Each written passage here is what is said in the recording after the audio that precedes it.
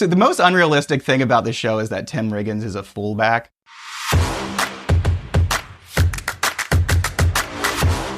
I have a lot to say. I could go on for days about this subject, but as a first-time viewer, which I'm so jealous of, to be able to watch this for the first time, what a delight. How are you feeling? Is it as good as I hyped it, or is it not as good as I hyped it? Friday night gender dynamics lives up to the hype. It's a fantastic show. It's compulsively watchable is the main thing.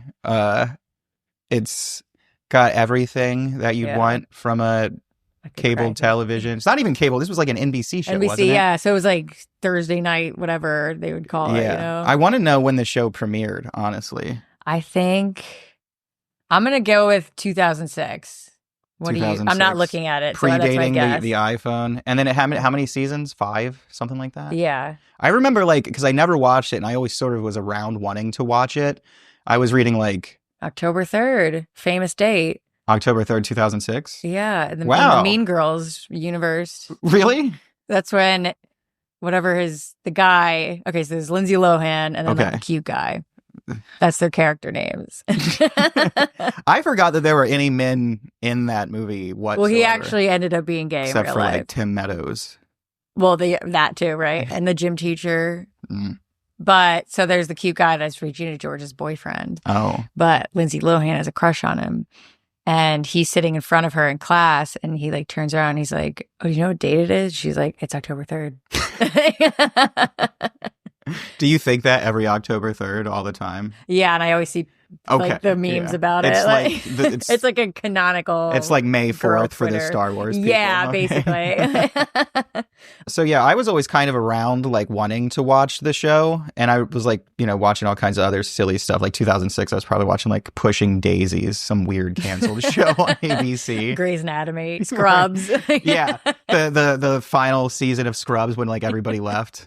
Yeah. So anyway, I remember basically my feeling. I don't know how many seasons there were, but it seemed like for the last 2 or 3, everything I would read. There's only 5. Sorry, you did ask that question. Oh, nailed it then. So it was always just is Friday Night Lights going to get renewed? I think there was some weird stuff about the last couple of seasons. Anyway, never watched it. That was a long story for no point, I guess. Now that I am watching it, I am enthralled. I wanted to go back to you talking about the book, and I guess we could just talk about that as a separate thing later on. So you watched this show, you binged the F out of this show, and then you had a trip and you were like, I'm going to get the book now, or you bought the book. That's exactly it. Really? No, that's exactly it. I was I had a couple months off because I was living back home at my parents' house, and then I was moving to Alaska, and I just didn't have enough time to get a job or anything. So I was kind of just chilling. And we were going on a trip and I had nothing to do that summer. And I was like, I love this TV show so much. And I should read the book about it. Just more content in this world, which is a real world, but also this TV stylized version of it. So I read the book, which is nonfiction.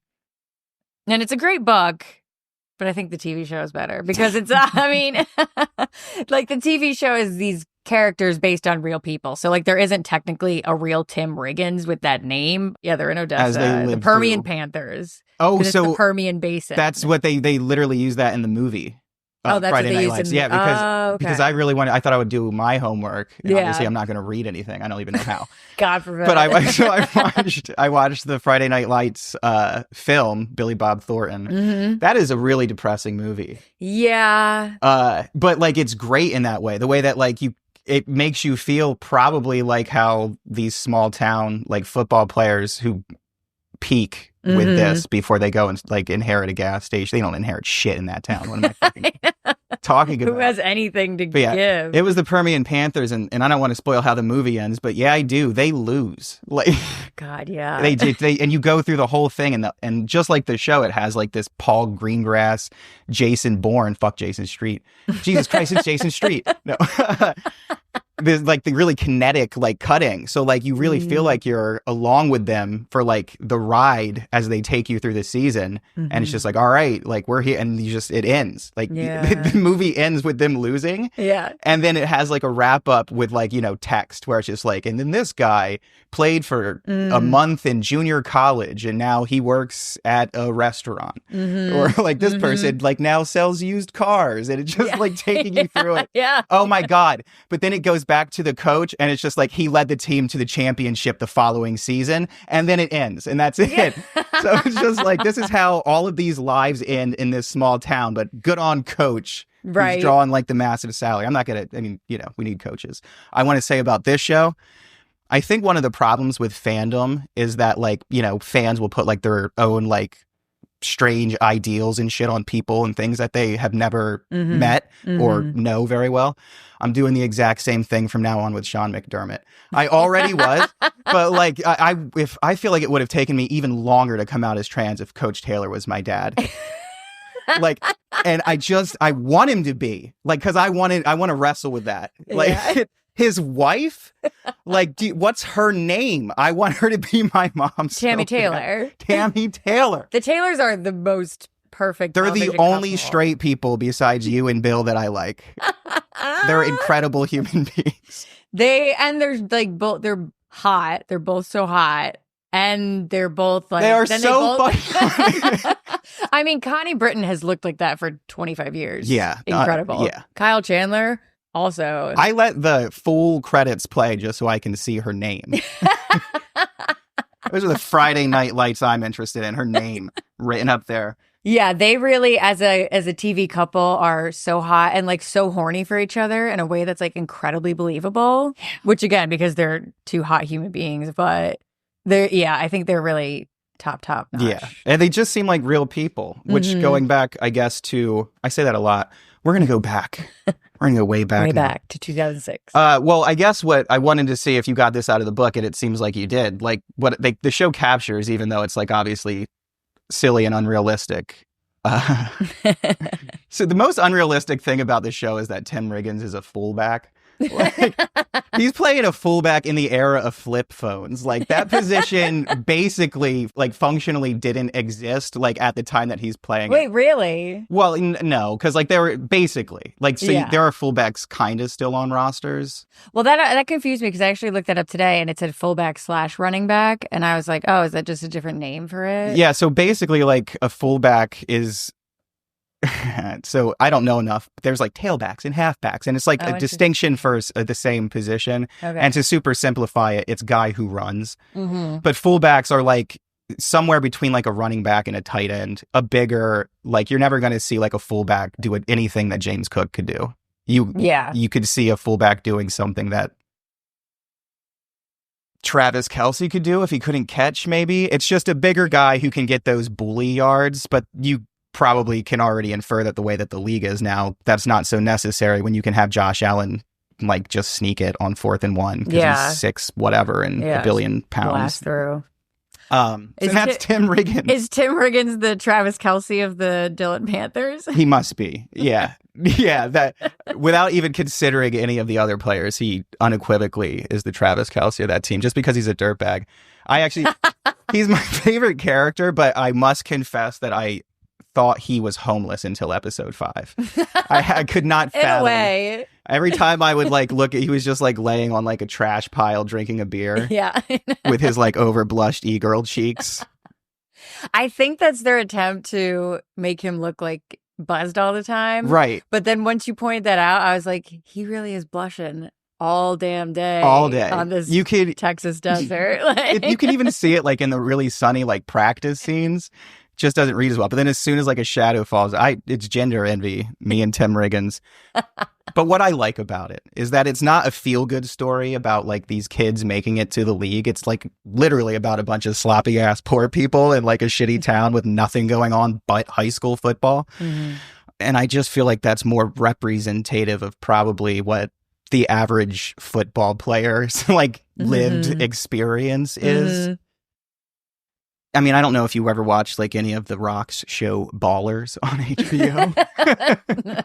I would love to know the connection, though. Well, I just think that those are two ways to tell a story about what it's like to be a football player. And one of them is, you know, the extreme end involved, you know, with $1 million contract disputes and like high level NFL play. And the other is, I got paralyzed trying to make a tackle on a pick that I threw. And then as soon as they ambulanced me off the field, everybody looked up and we were still down by 2 scores.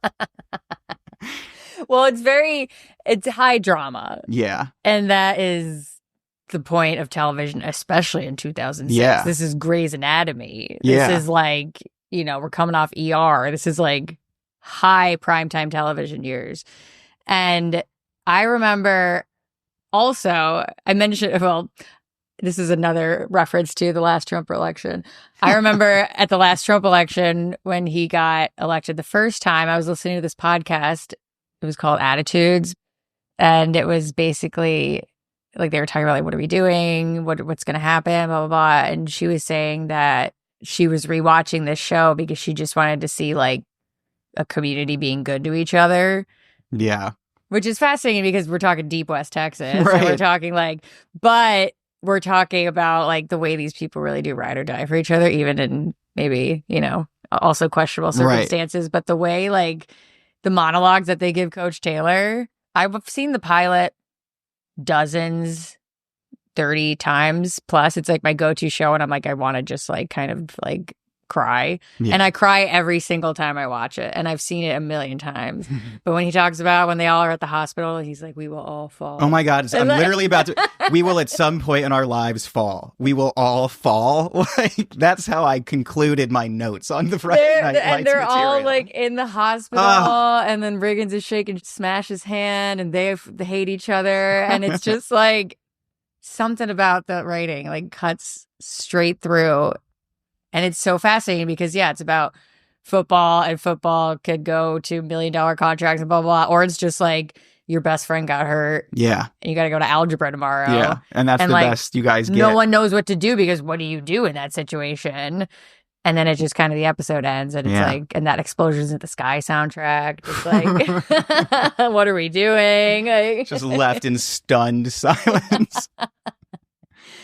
But yeah, I think there's something about it, and there's something about definitely the writing and the way these team members all are to each other and their upbringings and yada yada. And of course, it's like, it's hyped up for the show, but something about it always makes it's like very feel good, even though it's not. Yeah, I want to really stress that it doesn't feel good, but it does feel good. And like we, there's like, I don't know what part of like the shitloads of screen time of like the high school kids having sex feels good. But there's something about the like moral integrity that feels good. So I have no connection to like what it's like to actually be like rural, right? Or be in the remnants of an oil town. I guess maybe the Rust Belt is the closest thing. And there's a lot of weird feelings, like you said, about watching high schoolers have sex, but also weird feelings about like, what does it mean to have a city run on the backs of like 18-year-old football players? Mm-hmm. And is that good? No. Mm-hmm. And why is this my favorite TV show? And I talk about that all the time to people. And I've made it very much a part of my personality and like my brand, if you will. And Kaylin you have to kind likes of Friday Night Lights a lot.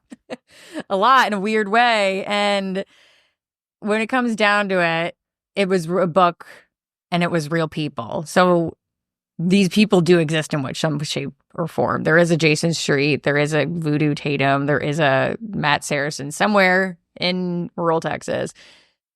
But is that something that we should be like proud of as Americans, that so many cities and towns in this country that are like desperate for good football and the pressure they put these kids through and stuff? Or can we just let it be like a really nice film to watch and TV show to watch and book to read?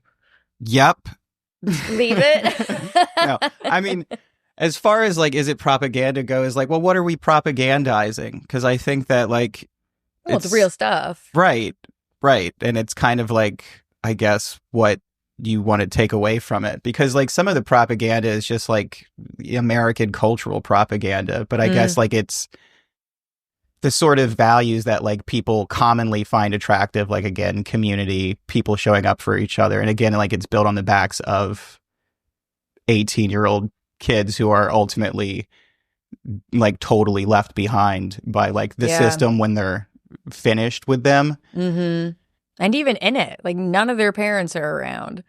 No one is taking care of Matt Saracen's grandmother. I don't know how that has like not been addressed by the school yet. No, it's an immense amount of like pressure. And like we joke about people who like peak in high school, and but like imagine like the stakes of like like everybody who's like came before you is still walking around wearing like their high school like football ring.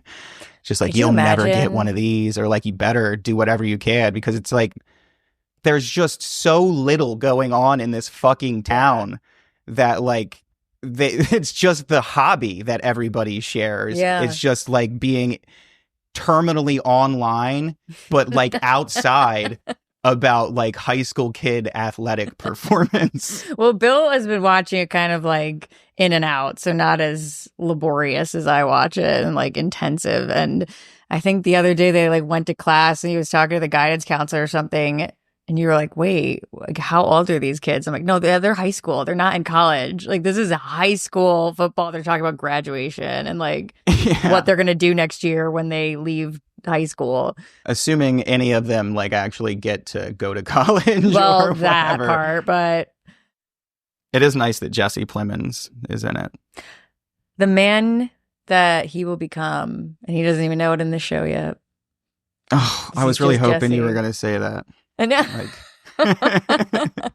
Well, Jesse, what is he, like 19 in this show? He's so young, probably like 25, but like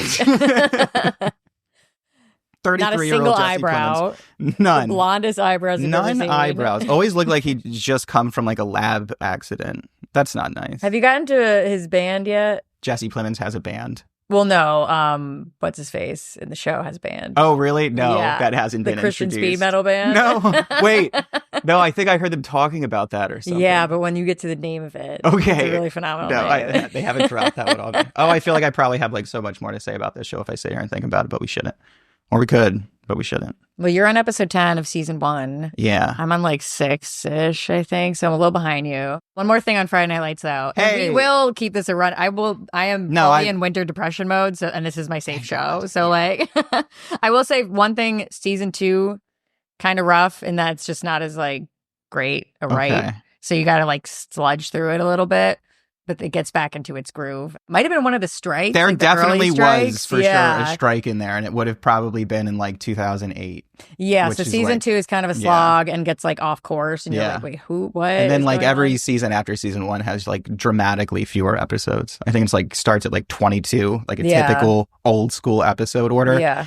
Now it's like, I thought it was like 15, 13, 12. I was like, were they even trying to keep making this show? What's going on? There's 76 total episodes. Oh, we could finish that in a month, not even. And yeah, I'm already like, You're at 60 now. this show's not going to last too much longer. Oh, the other thing is a just fun fact. Guess where the American actor in real life, Kyle Chandler, was born? Is he a military brat or something? Was he like born in like Indonesia? No, for some reason it was Buffalo, New York. Oh fuck, really? Go Bills. Do we know who he roots for? I don't know who he roots for in real life. He didn't spend much time here, and then he grew up in like around Chicago, and then like went to college and stuff in Kyle Chandler. in Georgia. Guess So like I don't think he has much of a connection to Buffalo, but like on his like Wikipedia page, it's immediately like Kyle Chandler, born Buffalo, New York. And I was like, Wow. of course he is. Well, that's That enough to beautiful claim him. boy. Yeah, I claim him already. Yeah, I'm gonna put Bills Mafia on him. Welcome to the team, Coach. Did you want to say anything at all about that Vikings player's ray gun, Yes. Sally?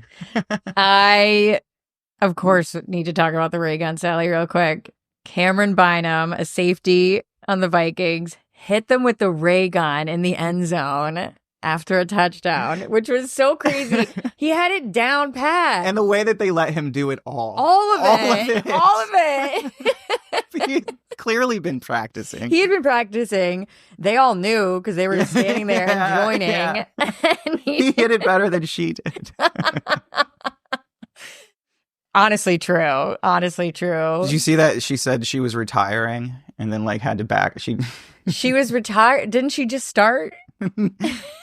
Ray gun herself? Yeah, well, the meteoric rise to immediately just begin breakdancing and then become. She did not medal. She got a 0, right? That was the I thing. think she got 0 Yeah, I points. think that was the thing. Like so maybe they it's not just nice. Made her neutral. So I don't know. She did an interview, I think, where she suggested she was like not going to participate in any future Probably for the competition. best. And but then she like went out of her way, maybe she should have, but to clarify, she's like, no, I still hope to like participate in like, you know, breakdancing. Oh, just locally? Yeah. On a regional level? Pretty much. Yeah. She wants to be invited. Who's going to let her do that? I don't know. I did want to say I read that in a people.com article. There were 2 comments on it. Literally one of them was, let her be. The energies will align. Is she like a prophet? I don't know. But it was very Mother Gaudian. And I was just like, wow. It made me rethink how harsh I intended to be about Raygun. We did give her, like, we as the internet, I guess, or just our world. Didn't since it's the do Olympics. or say anything nice about. Like, it was bad. I'm not. She did a bad fucking job. She did a bad job, but the way she probably has to be in counseling for a very long time. Yeah. I would hate to eat shit that publicly. And she was like proud doing it. But hey, you know what? Don't go to the Olympics. Some dreams aren't worth following. She was the best their nation had. White people keep winning. What else do you have? Well, just to say the Vikings did win 12-7 with the Ravens, yeah. So. That was a weird one though. Who were they playing? Oh God, the Jaguars. Yeah, that's why it was weird. Because remember when the Vikings were shit hot to start the year? Now they're fucking winning 12-7 games against the Jags. Yeah, I think that actually might have been the winning touchdown, too, though. Maybe that was just a critique of their overall performance. He wasn't trying to insult her. He was like, "This is what we deserve." We're like, wait. On that note, that does kind of bring me to my next point of things I was thinking of this week, which is we had another overseas game, and it was Giants Panthers in Berlin. Therefore, being like 9 a.m. Eastern time. And I just don't understand the point of sending like some of our worst in this effort to like create a global audience. Like you think you'd send like a Bills Chiefs game, or you'd send like the Niners, the latest Super Bowl winners, you know, or something, like just like sending good people to create drama in Brazil and Berlin or whatever. Right. So why are we sending like the Jaguars seem to always be in London whenever we're doing London. Very enthusiastic about that. But is it Jaguars or is it like, in my head, like Roger Goodell is sitting in a giant chair being like, send the Panthers. Right. It's another way to like soft punish a team. Yeah. Or, like, I couldn't suspend you for this. Swift. Yeah. I knew you got away with it. Guess what? Pack your bags. You're going to London. When one of you dates Sabrina Carpenter, maybe you can go home. Please, please, please. Okay.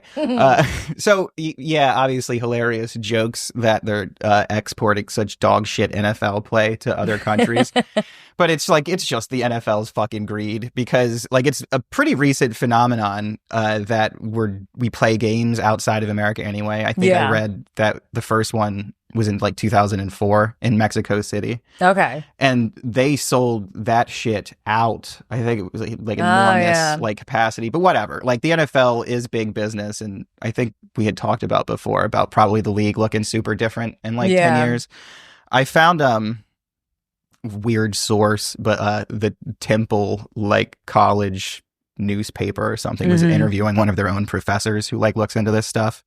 And I think he was saying that they'll probably have like an international division and by like 2030, because makes sense. Yeah, I mean the way that they're aggressively pursuing expansion, which is everybody's favorite thing. It's like fun business colonialism. Anyway, but Roger Goodell just announced, I think a few days ago, that the league is going to play 8 international games next season. Oh, wow. Yeah. So, and that's like double, I think, what we're doing already. Yeah. This year was maybe 3 or 4. Yeah. Well, they played 3 just in London alone. Yeah. And then they were in Munich. They were in Brazil for the first time because the Eagles players like couldn't go anywhere because green is apparently a gang color there. So they had to be like super careful down there in Brazil. Oh, but yeah, they're planning games for London, Spain, Brazil, Mexico City, Germany, and maybe even Ireland. I knew multiple people who did the Bills game in London last year. That's cool. You've leveled I know a lot of rich people. Yeah, right. I was going to say, the like, thing is, they weren't. No shade, but they were like, they're not really. They're just like, they know what. I was like, you're going to London for a Buffalo Bills game? That's why you're going to London? Okay. Yeah, I could definitely like make that happen if I was planning to kill myself as soon as the game was over. If I'm going to go to London, I'm not going to go see the Bills. I'm not going to do What if Buffalo shit. No. Except get drunk, I guess. You're not gonna be... you bring a little bit of the culture with you wherever you go, I suppose. But that's a British thing to do, too. Get Pubs. pissed. Yeah, get pissed. Fish and chips at night. Oh, God. You want to go?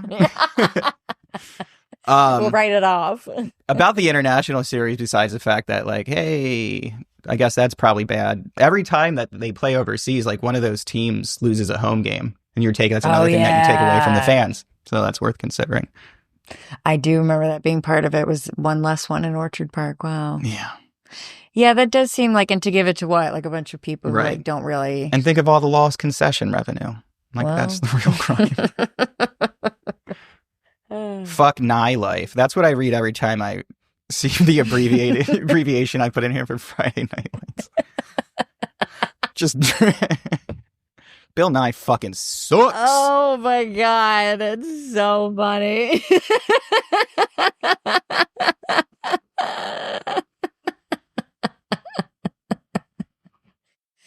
Oh God, we're keeping it light. So funny. As far as like chit chat goes, did you see that on a meta level?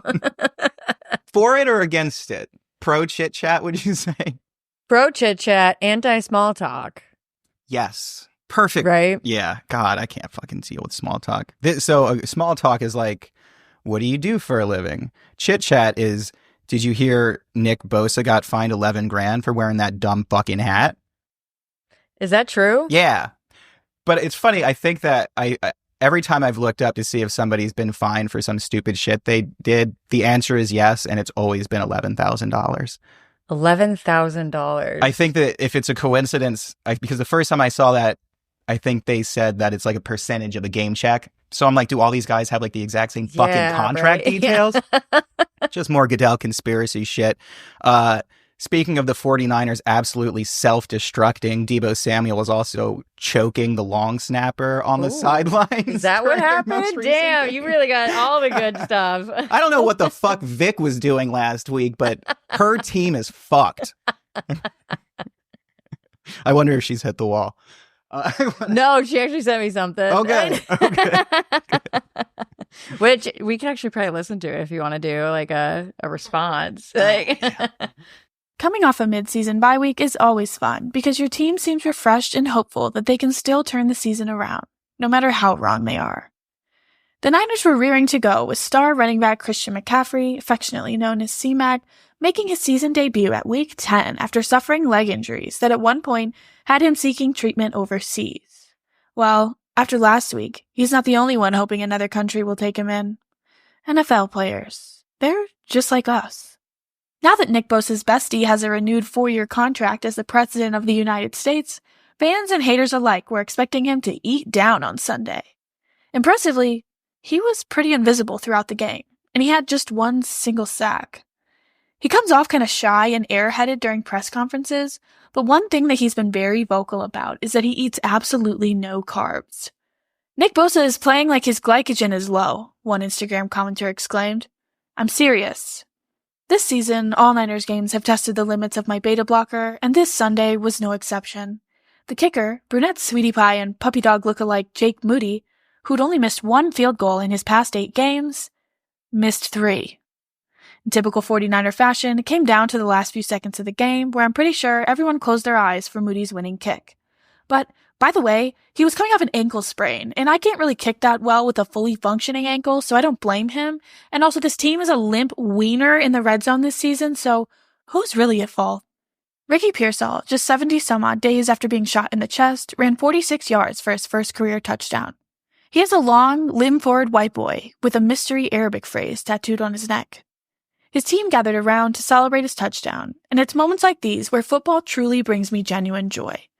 It has a way of showing even the most depressed of us that in the face of monumental adversity, there just might still be a reason to have hope. Forever faithful, V-Cats out. I don't want to jump over like the Bills and Colts game, but like I feel such a kindredness with 49ers fans, which I'm probably breaking some like horrible football taboo by saying that. Just in that like I look around the league all the time to try and find teams that have some fucking shot of putting this Chiefs nonsense to bed by helping them change their racist name. No, or just by defeating them, like in the fucking playoffs or in the Super Bowl. And it always seems like one of those teams of destiny might be like the 49ers. And then they just, like the fucking Bills habitually are not. So, I don't know. I really hope they can figure it out over there, because it would be nice if we can't get it done. We can sort of pass the rock off. They've been the closest so far, Right. just with like the Super Bowl and being, you know, second to the Chiefs, right? If we have to die in service of the effort, please. We all go down San together. Francisco. Absolutely. Well, that kind of brings us into, I guess, our main topic of the episode we wanted to hit on, because you mentioned earlier this week how next week for us as Bills fans, we have another Bills-Chiefs game coming up this Sunday, the 17th.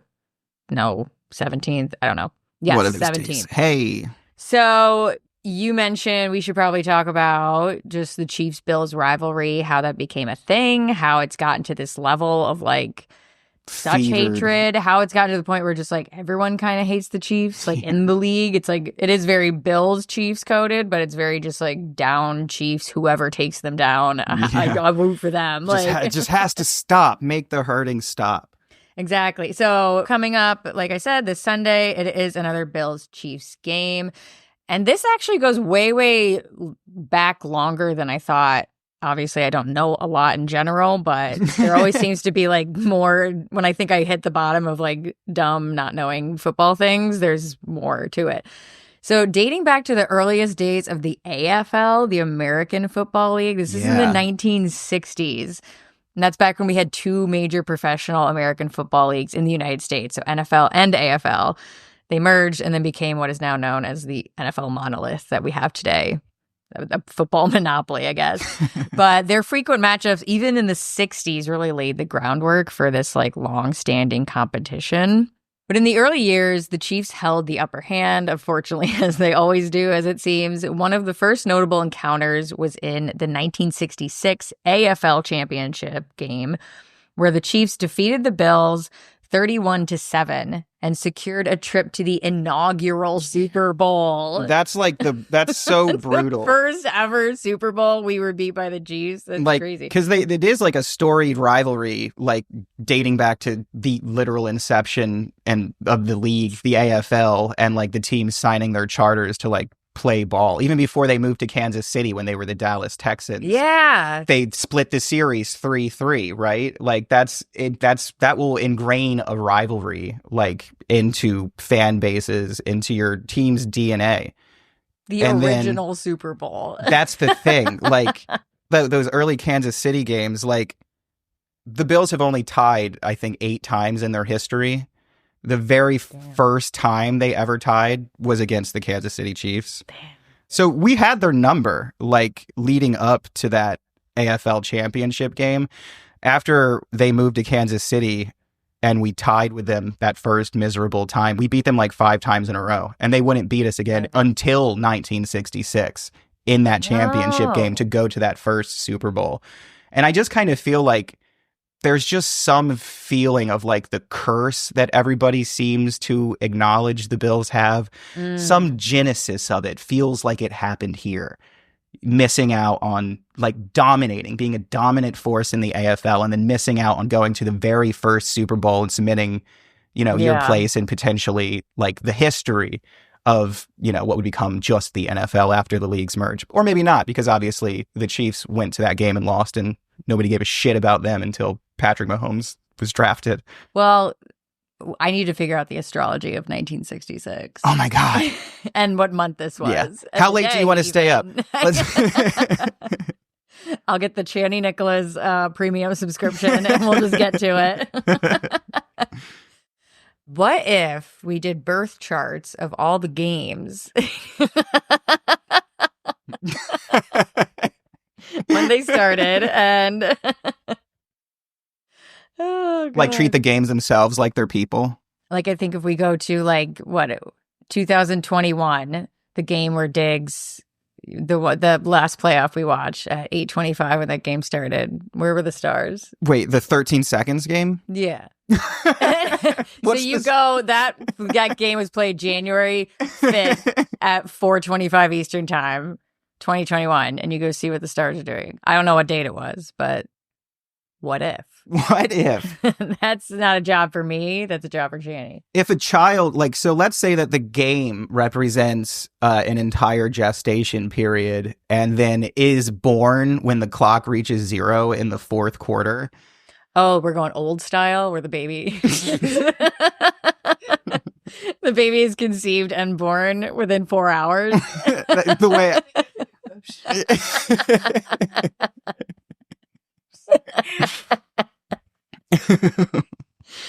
That was my least favorite part of the old movie, was how that girl got pregnant and then the camera would turn and then it would turn around and she had a full belly. And I was like, ew. Oh God. Oh, you haven't what? seen Old. We talked about this no. last time, right?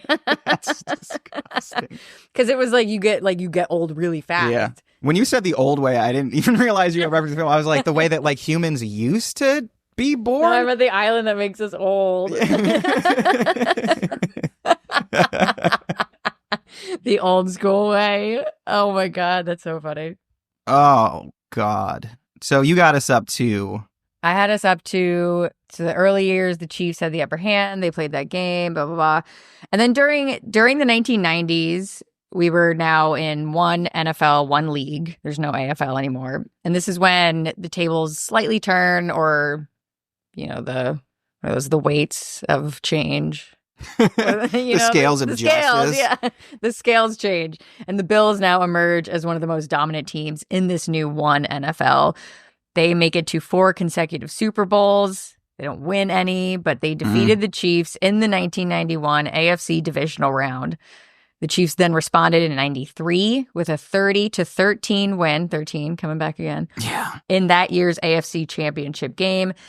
And that win sent Kansas City to their first Super Bowl appearance in 24 years. So it's kind of back and forth again. It's Bills, Chiefs, and now the Chiefs, I guess they are up again. They're old, terrible wounds. I think that the 1993 AFC championship game is notable because that was really, the Bills were rolling. That was, the high-flying Jim Kelly days. And if those teams had never played again, after that game, you could say it was revenge for the 1966 AFL championship game. The Bills win, everything's good. But that was probably the last time the Bills were the Bills until now. Yeah. They beat the Chiefs in that game, but then they went on to lose that fourth and final, to this point, Super Bowl. Mm-hmm. So again, that weird feeling of a curse it just permeates. Yeah. What's happening now has obviously happened before. Time is a flat circle. Sorry, that was for the boys. Anyway, we have an obligation to destroy the Kansas City Chiefs. We can't go any further without reminding everybody that this is the fucking team of Harrison Butker. Butker. Well, that brings us to now and kind of the way my notes were dissected. So thank you for that perfect segue. In recent years, the rivalry has, of course, seen a resurgence sparked by both teams returning to prominence in the NFL. Like you said, the Bills are kind of the Bills again. Obviously, the Chiefs have been, unfortunately, dominating for a while. Both teams led by star quarterbacks, Patrick Mahomes and Josh Allen. They've clashed in several high-stakes games, including the 2020 and 2021 playoffs. So this is when I personally just come into the sport, again, with the pandemic of it all, playing these games in front of empty stadiums, which is so shocking. The spooky crowd noise. Right? Or half-empty stadiums because everyone's spread out and can't scream or whatever, right? So the 2021 AFC divisional round was the particularly memorable one. Even if you don't think you know it, you probably do, right? With the Chiefs narrowly defeating the Bills 42-36 in overtime after that really, really incredible back and forth fourth quarter. Incredible. And widely regarded as one of the best games of all time. And people are even can a divisional game even be considered that? And everybody's just yeah, it can. That game was so good, it got the overtime rules changed finally when people were talking about that for a decade. Yeah, so, and that's how we lost kind of. Yeah, because we never got to touch the ball again and everybody Let's break that down. So basically we went into overtime. Do you remember what the score was at overtime? I guess probably 30-something to I don't know. But the score was tied and we went into overtime. It was 36-36 because we had to kick, I think, an onside kick. And then we were able to get a field goal and tie it up. Yeah. And then the Chiefs won the coin toss. I think Patrick Mahomes pretty immediately threw a touchdown to like Travis didn't Kelce. we defer it or something? Or was that a different game? That might have been a different game. Okay, never mind. So go back to... But that was still, I mean, sadly, like toss. people are like learning the lesson, like to not give Patrick Mahomes the ball in overtime. I just saw this like a couple of weeks ago when they played the Bucks. The Baker Mayfield face clip. I don't know if you saw it. It's like, he's just like, oh, God damn it. Like as soon as they get the ball, like it's over. So like, just don't even give them the opportunity. Go for two. If you have it, fuck it. Lose it there on the field. Literally, honestly, right? Do it admirably and die on your shield. Yeah. So what happened was the Chiefs got the ball and they scored first, which in those days in 2021 meant the game was over because someone scored. But now it's that both teams get a second chance to score again. Yeah. Which, so it was so impactful that it led to literal rules being changed. Yeah, it was just so unfair in everybody's minds that like you never got to see Josh Allen take the field again. And at least try. Just try. Yeah, it was just based on like a literal point. So now everybody gets an opportunity to touch the ball. Like, so if those rules had been in place, and this is one way they clown on Bills, I guess, is like, well, the Bills still would have lost that game because the Chiefs would have scored an opening possession touchdown, which I think does automatically end the game. But if they had gone down the field and kicked a field goal, the Bills would have had an opportunity to respond. So the point is kind of moot there. However, an incredible game. Acknowledging that, though, it felt like 100 Damar Hamlins. Like, it was so fucking bad. I'm sorry. I love Damar Hamlin. I love Damar Hamlin so much. I tried to like work him being drafted after losing the championship game, which fucking sucked because that was literally like we talked just now about 93 being such a big deal and then losing the Super Bowl. We did not go back to the championship game until 2020. That's a long fucking drought. Like, we fucking occupied Wall Street and marched for Black Lives before the Bills even sniffed the playoffs again, you know? So, and then we had to wait 3 more years just to get back to the championship game. So all the Friday Night Lights had come and gone. I tried to find an excuse to say that we drafted Damar Hamlin specifically to beat Patrick Mahomes and throw him that bone, but that's not true. We drafted him in the 6th round, I think a year after that. So, but hey, he's playing his fucking ass off. Say that. He really is. So that 2021 game is also where we got that devastating photo of Stephon Diggs alone watching the Chiefs celebrate from afar. Oh, God. It's like seared in my mind. Another photo that, like, even if you don't think you know it, you've probably seen it 1,000 times online if you're, like, just generally in the region of Buffalo, Rochester, New England, probably even. Yeah. I feel like that photo is, like, burned into my eyeballs, even as, like, not a huge fan back then, but just being like, it's a beautiful photo, and it's also so sad. Yeah, it's one of those. It's as iconic as the Trump assassination photo. Yeah, but it makes you feel something in a way. I think that I would argue that they both make you feel disappointed. Disappointed? For what it's worth, I don't think anyone needs like election level stakes for a football game, but like I want this one so bad. I want it so fucking bad, and I'll get it together before Sunday. But right now, like I feel like if we lose, I will have a stronger reaction. Well, it is interesting because when we were like, yeah, we should talk about this and get people prepped for, you know, this long rivalry of like, why is it the way it is? I also was kind of thinking on, you know, the idea of like Vic or just like other teams also hating the Chiefs and everyone kind of always memes making fun of Patrick Mahomes, even if you're not a Bills fan, just like, why does everyone kind of hate the Chiefs? Like now I understand more about like the Bills Chiefs rivalry, and obviously we're like Bills coded here, but I typed into Google, why does everyone hate? And the first thing that came up was the Chiefs. And obviously it's like kind of a broad question, so I couldn't really find any hard data about it. But according to this article I looked up from Kansas City Hometown News, KAKE, the Chiefs are now the most hated team in the NFL. Let's go. Good work, everybody. This is from September 6th of this year, so a couple months ago, and it was based on like tweets or X posts, if you want to, directed at different NFL teams, and the Chiefs had like over 8,000 negative tweets about them putting them in first place. And then it kind of gives you like a rundown of like everyone after that. The Bills are like solidly in the middle, I would say. That makes sense. And then you get down to like the Jaguars and the Colts, who I guess no one cares enough about to really talk shit about. Yeah, they're just so irrelevant. The Bills being in the middle of the road makes sense because I think that largely people have a positive opinion of the Buffalo Bills. Beat them. Right. And then I think that as Josh Allen's media profile picks up and the narrative of him being like a flopper like takes over like, you know, middle school football discourse, which is most of what anybody engages with, like that becomes annoying and then opinion starts to sway a little bit.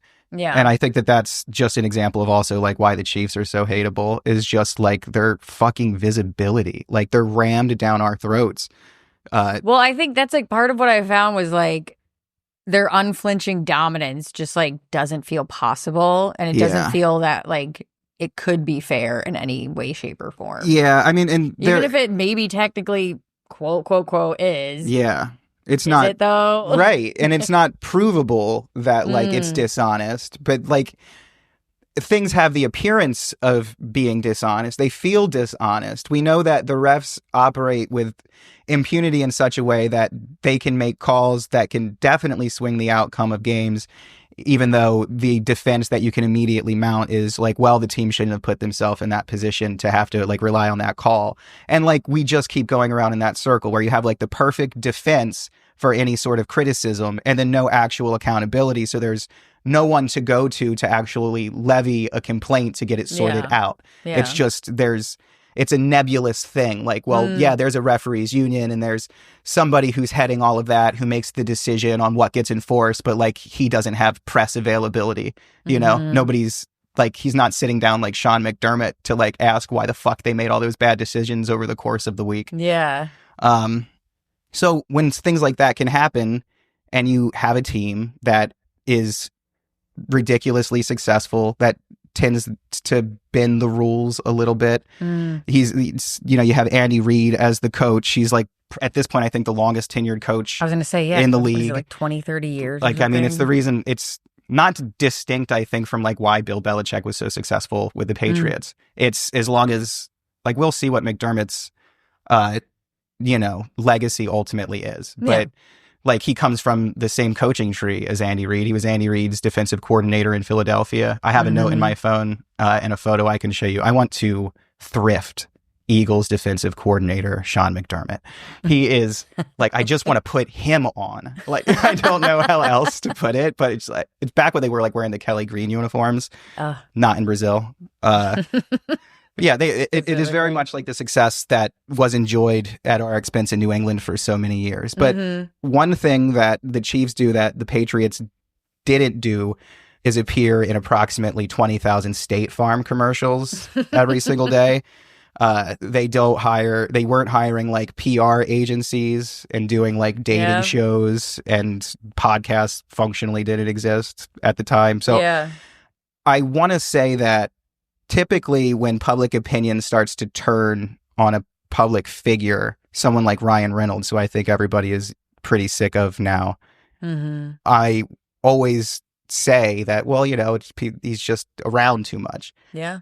But then like, it turns out that usually they're pretty fucking annoying. Like, people are sick of The Rock. It seems like The Rock is a dickhead. People are sick of Ryan Reynolds. It seems like Ryan Reynolds is kind of an asshole. So I don't know. I think sometimes maybe when there's smoke, there's fire. The Chiefs seem annoying. It seems like things go in their favor when it shouldn't.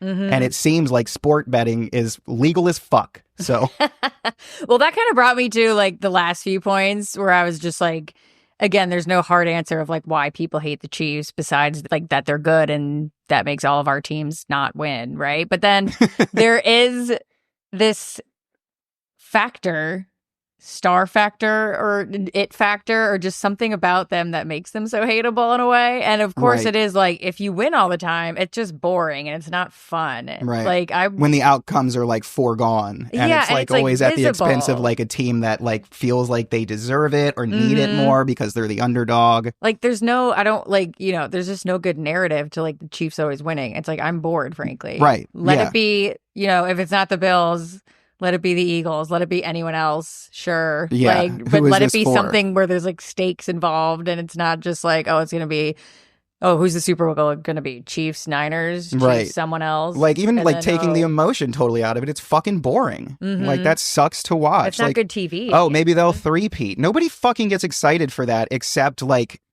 I don't know. Missouri. If there's like the person who would get excited about a Chiefs three-peat is the person who's really chomping at the bit for World War III. Like, I really fucking loved the first two. I bet the third one's going to be even better and even more richly deserved. Are we going to watch that game together? The Chiefs one on Sunday? Yeah. It's at 4:30. Okay. So I'm going to be watching you. I'm looking at you every time they throw to her. Should we keep a tally of like how many times like we can go to Beer Keep and do Jello shots every time. to Taylor Swift doing Jello shots. She has been coming in less like Chiefs coated gear. I don't know what the fuck she was wearing to the last game. Houndstooth or whatever. Which it's like the elements alone makes sense, but then like the weird like wearing the coat on your the shoulders. penis shaped like black leather. Oh, that's like a corset thing. That's like a thing now. The corset, which is I don't like it either. No, it's like you don't need that. You don't need that. That penis shaped corset. The penis shaped. We gotta get you. We gotta tell. We gotta train you now.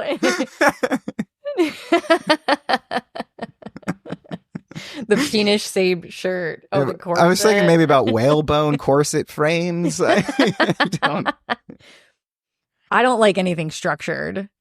As a cis woman who's had to squeeze into a lot of clothes. Yeah, and to a lot of structures probably, and systems of oppression. Yeah. Patriarchy. I mean, when's the last time you saw me in a pair of jeans, if that, let alone a penis corset? I think the last time I saw you in denim was that Bill's jacket at Good Bar. That doesn't even count. It doesn't. Because it's like a size XL men's like pair of pants that you turned into a coat. No, it looked awesome. It doesn't count. No, that was a great shirt. But I do think that kind of adds to the last like year or two of the even ramped up Chiefs hatred is, yes, the sports of it all, but like people have a lot of opinions about Taylor Swift and now a lot of opinions about Travis Kelce. By extension, absolutely. And Taylor Swift is also someone who like, I say this every couple episodes, I'm a Swiftie, but like she should chill. She should be missed a little bit. I went to the Eras tour. I'd go again. I love her to death, but it's like, okay. It's a lot to not now. Release an album. Yeah. The last one wasn't that good. So like, what would it sit down? Move the needle for you at all if she goes to the Grammys again and announces another album? Well, it depends on if it's Taylor's version or a new one. If it's a new one, I'm done.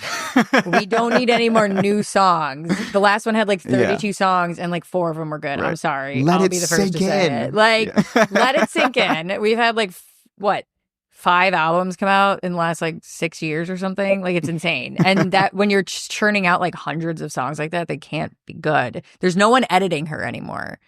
But the point being is that even as a Taylor Swift fan, it's getting to be a lot of Taylor Swift. And so, like, I understand when people are like, get her off my TV. I want to watch football. I think it's a little dramatic when it's like, it's really 30 seconds of like her walking down a hall and men on Twitter are like, oh my God. It's like, let us see her outfit and watch her sit down with her mom. Like, even I want to see the outfit. Yeah.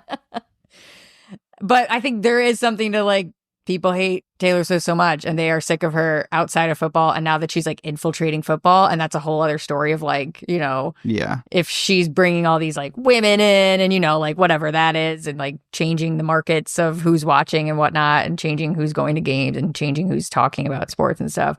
People hate her. People hate women. And people like to hate shit. I fucking hate Patrick Mahomes so fucking much. He's like I was fucking raised as a fucking dude. So like I know what it's like to have to hang out with like 6 or 7 fucking guys, and one of them in there just has this fucking annoying, stupid little rat face and a stupid rat fucking personality. Exactly. And he has all the worst fucking takes. And he's just like, I'm going to be like, fuck, I'm going to win a Super Bowl one day. I'm going to be starting fucking quarterback. It's like, no, you're not, dude. Like, you fucking smell bad. Get the fuck out of here. Why do we let this fucking kid come around? And then he did. Imagine if that kid did win the fucking Super Bowl a bunch of times with a chance to do it a third time in a row. That feels fucking awful. It's like not a win for the good guys.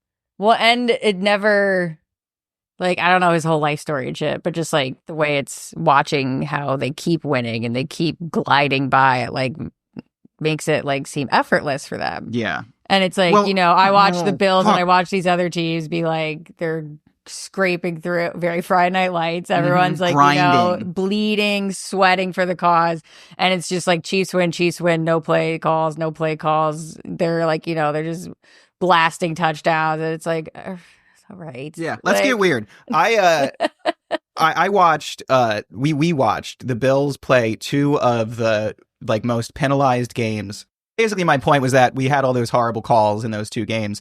Then now we're into a week of, I think everyone's pretty much agreeing that we're like not getting calls, and I expect that weird trend to continue into this week. There's it feels to me like a pattern is emerging. Again, not like there actually is a grand conspiracy, but like in terms of like setting expectations. Because the thing about like the divisional game, even, I think there were 4 flags called in its entirety. So that was definitely leads to people thinking that it's a great game. But like, I don't think that's just because all of a sudden the two teams showed up like, and we're just perfect. Yeah. Like, that's never the case.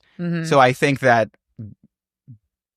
if I were to try and anticipate how this game is going to be called, I would not necessarily, if I was a Bills fan, be expecting a lot of calls to go our way. And getting back into like why Patrick Mahomes is so fucking annoying, one of the ways that he likes to play football is doing that shit where he runs over to the sideline like he's going to go out of bounds, and then he just, throws it 12 or 15 or 20 yards down the field to Travis Kelce, who is an enormous human being who is like now running open like in the middle of the field because no coverage can withstand 15 seconds of scrambling. It's just not possible because you would have to hold on every single play. Yeah. I think that's another thing that people find extremely frustrating about the Kansas City Chiefs experience. And maybe also, like, it shouldn't be missed that this is the most I've ever said the word Chiefs in my life, unless I was talking about the abolition of the police. Like, I don't think anybody really enjoys the name. I don't know. I don't understand how the Commanders were forced to change, but the Chiefs were not, or like how that was just glazed over. It almost makes me feel like the Chiefs exerted pressure on like Washington to change the name of their team because they look so much worse like by being associated with them in the same league. Yeah. Now that like that team is gone, Chiefs can just be disrespectful. I guess like because think about how the fuck like how does the NFL? Well, I guess not to give anyone any credit in who's more racist, the Chiefs or the Redskins, if we will, but if you're looking at their logos, one was of like a native person with like feathers on, literally, and one was like an arrowhead or whatever. Yeah. So I mean, if one of those had to go quicker, I guess you pick the one of for me, like the buck really just stops with like the ethnic cleansing of like the native populations of America, which isn't like a cool or like inclusive thing to say, I guess, when we're just trying to have fun. I mean, but it's probably better to be pro like that. It's just another way that like we sell like dead cultures, like, but they're not dead. There's native people in Missouri being like, stop banging that drum, assume. That's my point. Like they're not dead, but they have like no institutional or structural power. Like most of these people, again, like live in fucking deprivation, just like most of the fucking poor people in America. And like the representation that they get is a multi-billion-dollar sports franchise using their fucking imagery to profit them, like enrich themselves and make a fucking profit. It's pretty disrespectful. It's pretty despicable. Wild. And like, I don't know. You can't say that it has anything to do with like honoring anybody's fucking tradition unless you're giving all of that fucking money to Native American people. But Yeehaw Stadium. What is the Geehaw? That's one of the ingredients in the recess drinks. Isn't that like an energy company or something? Probably. What does Geehaw stand for? Government Employees Health Association is a self-insured not-for-profit association providing medical and dental plans to federal employees and retirees. That's a lot. Why are they buying a stadium? That's what Highmark. Why are they buying a stadium? Why am I paying for insurance, but they're funding a second stadium? Yeah. I have Highmark's insurance. It's not great. Shout out. Yeah. Do better, Highmark. I could use some of that stadium money. Right. You can just splash to get it an around. MRI, bitch. Let me go get free beers when I'm inside Highmark Stadium. Wouldn't that be... Okay, so everybody is really depressed about the Trump presidency. Don't you think that if there was ever going to be a chance that you could present your health insurance card at the stadium for a beer, it's going to happen during a Trump administration? I'm just saying there might be something in here we could look forward to. And if I get like 9 beers, then my 10th, everyone after that is free. Yeah. Got like a beer deductible. I got to buy like 7 more beers, and then after then that, they're all free. Yeah. They're hoping I get liver poisoning and die before they start having to cover any of this. Yeah. I haven't had health insurance. Bill's in Mafia. years. Blasting through a table and just walking around with a dislocated shoulder. Yeah, they won't cover this. I'll have a Coors. So with all of this being said, obviously this rivalry is decades deep, way longer than I thought it could possibly have gone. How are we feeling going into Sunday? We have a lot of players out. Yeah. But we still have a lot of good guys left. You really turned it out. You go first. I feel like a nervous wreck, but I can temper that by, remembering that it's just a football game and all that. But that's not, I don't think, what we're doing here. So I'm not going We have to go high drama. Yeah. I feel like beside myself with grief, but I know that like it's easy to rely on, I guess it doesn't matter because it's the regular season and none of this is actually going to matter come January. I fully expect the Bills to be in the playoffs. The Chiefs are obviously going to be in the playoffs. But the Chiefs want to be undefeated. Yeah. The Chiefs want to secure the 1 seed. These teams do not like each other. They're going to be playing for the win. And the Bills are a little depleted offensively, but I think that, the Chiefs have problems too. I just feel like it is probably a coin toss. I feel, I know. I mean, yeah, it really could go either feels way. like a title fight, and like the real one won't happen until January. This is just a preview. I feel like we keep growing together. Yeah. In very equal ways that make it. I mean, for me, we're biased, right? I'm gonna say Bills all day long, but I also feel like it is pretty like equal in terms of it's not like, oh, the Chiefs are definitely, they're undefeated, right? Whatever. But like the Bills seem to be like keeping up with them. Right. If any team can, it seems like the Buffalo Bills. So that's what gives me the little bit of hope of like, well, maybe this is the one. Exactly. Which is right. That's how I end up heartbroken. What I think puts the knot in my stomach because every time it's like, it's probably going to have to be Buffalo if any team can do it. It's now 4 years of like, let's see if we're up to the task. And the last like few years, they've been feeding us this matchup like they used to feed us Colts Patriots when Peyton Manning and Tom Brady were playing, intentionally so, after the 13 seconds game. And so we beat them in the regular season. And then again, we just fall short when we get to the postseason. This will still be a good measuring stick. I believe I read that even though I think that we played some pretty serious competition, we've only technically beaten one team with a winning record. And now we have a chance to knock off the last remaining undefeated team in the league, a team that everyone agrees is probably top 10 worst entities in America. I think something I was hearing more and more people are saying that more and more people, the Kansas City Chiefs are an absolute dog shit organization. Look up my numbers here. No, it's definitely more and more people. I'm getting worried that more people are saying that. Yeah. They did win white men by 55% though. The Kansas City Yeah. Chiefs. So they have that going for them. Well, that is another episode of Man Coverage in the Bucks. Thank you so much for hanging out with us. Please, if you have a second, go leave a 5-star rating and a review for the show on whatever platform you use to listen to us. It really does make a difference. Also, make sure you are subscribed to the show and following our Instagram. That's @ManCoveragePod for more visual stupidity. Go Bills.